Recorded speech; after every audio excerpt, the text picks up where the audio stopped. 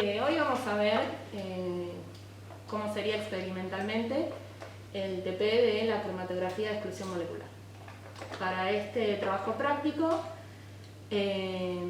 vamos a usar una proteína que tiene el beneficio de ser una proteína coloreada, como es la hemoglobina, que por su capacidad, como ustedes saben, la hemoglobina es la proteína responsable de transportar el oxígeno en la sangre, y esta capacidad de unirse al oxígeno genera un cambio de color, que es lo que esperamos ver en el transcurso de la columna. Este cambio de color se debe a los distintos iones de hierro que coordina el grupo hemo, que permiten o no la unión del oxígeno. Y eso es lo que vamos a explorar a lo largo del trabajo práctico. En primer lugar, lo que tenemos que hacer es armar las columnas de exclusión, que son columnas bien caseras. Como ven, es una jeringa, ¿sí? Una jeringa de 10 mililitros o de 6, que vamos a rellenar con, en este caso, Cefadex G25. Es un polímero que nos va a permitir realizar una exclusión molecular, como ya vimos en la teoría, por la matriz que forma dentro de la jeringa, en donde va a haber poros más pequeños y más grandes, por donde, en este caso, los iones y la hemoglobina van a transitar a lo largo de la columna.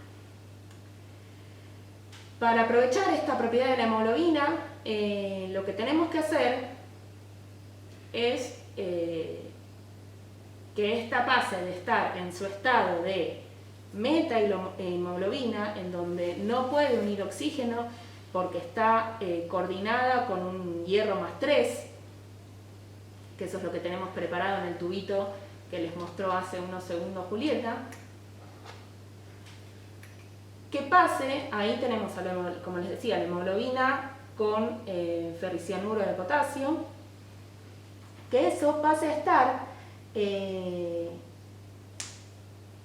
coordinado con un hierro más 2, que sí le permite unir el oxígeno, que está en el buffer fosfato, que está todo a lo largo, es el buffer de elusión. Entonces el buffer que está inundando todo ese polímero que rellena la columna. Entonces, para eso lo primero que vamos a hacer es sembrar la mezcla de hepta y de sulfato ferroso, que nos va a aportar ese hierro más 2 con el que la hemoglobina se va a encontrar a lo largo de la columna. Fíjense que tiene un colorcito amarillo tenue, que lo vamos a ver luego a lo largo de la columna. Siempre, a medida que vamos agregando los diferentes componentes que vamos a ir agregando en esta cromatografía, debemos esperar que el líquido que pusimos anteriormente se absorba completamente. ¿Por qué? Porque si, por ejemplo, Julieta ahora agregara el paso siguiente, que es 0,5 mililitros de buffer de elusión, lo que haríamos sería diluir el sulfato ferroso si aún no fue absorbido. Nosotros no queremos generar una dilución, queremos empujar a ese sulfato a que avance a través de la columna, ¿sí? Pero si nosotros lo agregamos prematuramente, generamos una dilución que lo que va a hacer es que ese sulfato se desparrame a lo largo de toda la columna en lugar de avanzar como una franja acotada, ¿sí? Que es lo que queremos. En este caso, Juli está agregando cada uno de los componentes con una micropipeta, pero fíjense que lo hace lentamente, gota a gota, porque si nosotros dispensáramos los líquidos fuertemente, el chorro que sale de la punta del tip podría dañar nuestro relleno de Cefadex. Y si se daña el relleno, lo que vamos a generar es un surco por el que claramente las proteínas y los iones también, pero cualquier molécula que coloquemos dentro de una columna que si tiene un surco, va a avanzar más rápidamente por ese surco que por el polímero. Entonces lo que vamos a generar es una falsa exclusión molecular. No va a haber exclusión porque van a avanzar por un agujero que tiene ese polímero, que lo generamos con nosotros mismos con la pipeta. Por eso el agrogado, fíjense, lo hace gota a gota, lentamente, por el medio, tratando mayormente de no tocar el polímero ni de hacer cambios bruscos en la presión para que no se dañe. Eventualmente esta experiencia la podríamos hacer con pipetas Pasteur, que sabemos, ya vimos en otros trabajos prácticos, que son más suaves en cuanto a el dispensado de los líquidos. Fíjense que a medida que se va agregando líquido, va goteando, ¿sí? La gota se va formando al final de la columna y ahí cae, porque el buffer de elusión va ejerciendo esa presión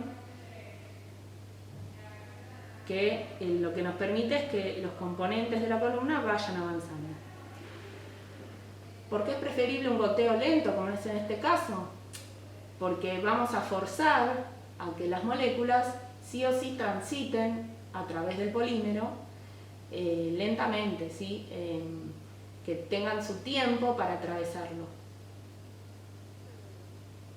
A medida que el líquido va avanzando, esperamos, ahora cuando corresponda agregar la hemoglobina, que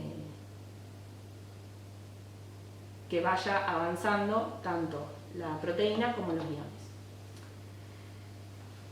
Yo les decía que el polímero es Cefadex en este caso, pero cualquier polímero de los que se usa para una cromatografía de exclusión está preparado para separar moléculas del tamaño de una proteína, ¿sí? Son macromoléculas. Si recuerdan de la teoría de la exclusión molecular, nosotros esperamos que a medida que las proteínas, en este caso, sean cada vez más pequeñas, queden más retenidas en el polímero, porque son capaces de atravesar los poros más pequeños del polímero, generando recorridos de mayor longitud a través de la columna. Imaginen que si eso le pasa a una proteína, los iones, como los que acabamos de agregar del sulfato ferroso, quedan aún más retenidos en la columna, ¿sí?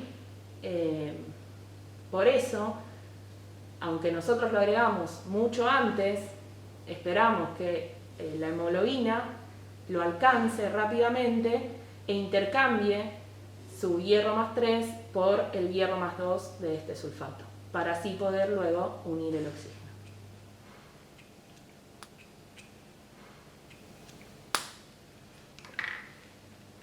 Ahora sí, Julia ahí procede al agregado de la hemoglobina, como dijimos antes, lentamente, gota a gota, para que se acumule al tope de la columna y vaya cayendo de forma compacta. Fíjense que la solución ahora tiene un color amarronado, ¿sí? Lo que esperamos es que cuando alcance al sulfato cambie el hierro y sea capaz luego de unir el oxígeno formando la oxihemoglobina, tome ese color rojizo característico de la sangre, ¿sí?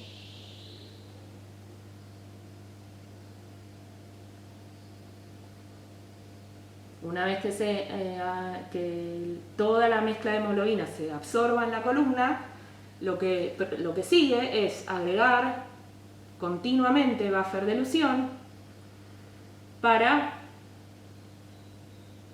favorecer el avance de esa hemoglobina a través de la columna. El buffer de elusión es lo que genera el arrastre de las proteínas a través de las columnas cromatográficas, ¿sí? Fíjense ahí cómo la hemoglobina ya atravesó la capa del sulfato ferroso, que es la amarilla que se ve en la parte superior. Por lo tanto, ya debería haber intercambiado los iones de hierro 3 por los iones de hierro 2 que se encontraban en ese sulfato. Y a medida que siga avanzando a través de la columna, lo que esperamos ver es que empiece a unir el oxígeno que está en este buffer fosfato que usamos para eluir y se torne cada vez más rojo escarlata, como lo vemos en la sangre.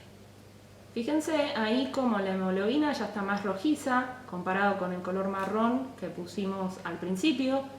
El sulfato ferroso quedó arriba, retrasado, aún más retrasado que la hemoglobina, que ya está eluyendo, ¿sí? Fíjense como la gota que está saliendo de la columna ya está coloreada. Entonces lo que estamos haciendo con Julieta es recolectar esa muestra, porque luego, por ejemplo, con esta muestra de proteína, lo que podríamos hacer es cuantificarla por el método de Bradford que vimos en el otro trabajo práctico, ¿sí? Y así conocer a qué concentración o qué cantidad de masa, depende de cómo realicemos la cuantificación, de hemoglobina tenemos en esta muestra que recolectamos. Otra cosa que es importante y que en este TP queda sumamente claro es que esta técnica de exclusión molecular no solo sirve para separar moléculas, en este caso proteínas, de diferente peso molecular, sino para realizar un desalado de las muestras, ¿sí?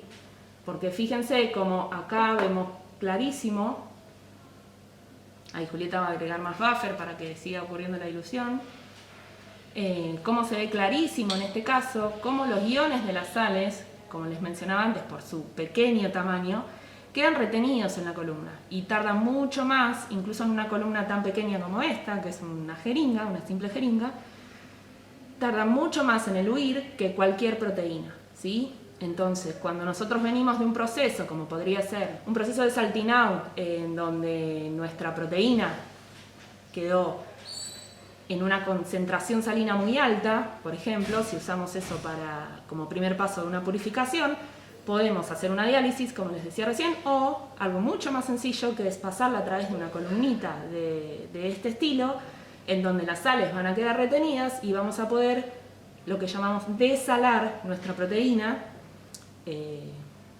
y recolectarla ya en el buffer de elución sin las sales del proceso anterior.